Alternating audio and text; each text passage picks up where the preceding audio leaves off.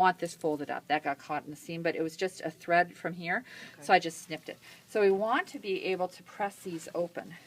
So I'll just press them open over the sleeve board like this, okay? And I'm going to open this zipper so that I can get this around the bag. So it doesn't matter which bag this goes on, right? So I want to mark the center of this zipper strip. This is like a band that goes all the way around the bag. So what I'm going to do is I'm going to put a pin in here, matching the seam allowances, so I can find the center. The best way to find the center of anything is to fold. Don't do math, because if I said to you right now, what's half of 17 3/4? Okay, see, that's why we fold instead of trying to do the math. Plus, you probably did the math wrong. Okay, so, I would. Okay, so what we want to do here is we want to put this around here. It's like a collar, okay? And we're going to match up the seams here, the side seam. We'll match this up here and just pin this open so it doesn't, we're going to end up doing a 3/8 inch seam allowance around the whole upper part of the bag. Now we go over here and match up the seam. The side seam is right here where this black and white come together.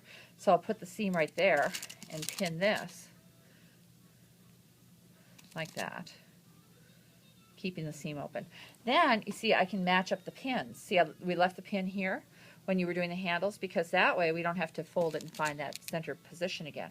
Then I can just do this. Now when it comes to the handles, they're so close to the edge they can rotate a bit. So what I like to do is, instead of pinning through the handles, I pin on each side of them. And it's like fencing the handles in so that they can't rotate. All right, and it also keeps the handles, add a little weight to the edge of the bag so it can want to drag it down. So what I do by pinning next to them, it keeps these edges together, because we don't have a huge seam allowance here. So I really want to make sure that these seam allowances are very even. And then once you get that done, you're going to be sewing all the way around here. It's not like we have to turn this thing inside out or anything like that. So we can pin all the way around. But by having the matching up the seams and then having the centers marked, it makes it much easier for us to distribute the seams evenly. Now you can see the red pins, which you so well did. Putting red pins, they're easy to see. I just pull that one out and put that one in again. Then I see the handle right here. I just make sure that's going straight up and down, and I'll put a pin just to the right of it and a pin just to the left of it, and that will hold it up at the edge. Then I'll just do one more pin right here. And then I go over here and I look for that handle. I don't want the edge to be twisted. I don't want the handle to be twisted.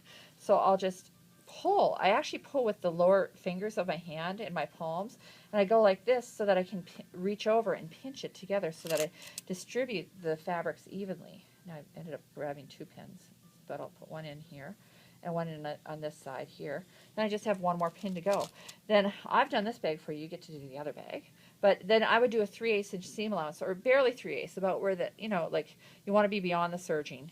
And the reason I didn't have the fleece go all the way to the edge is then it's less bulky in the seam, you see. So you're going to sew all the way around this, probably with your free arm. And here there is a little pucker when I pin that. So you can always check the inside to make sure there aren't any fold ups. Like this is folding up a little bit. Mm-hmm. The black is rising up a little bit. So I would just repin it to make sure that that doesn't get puckered. Okay? So then you sew all the way around. Okay?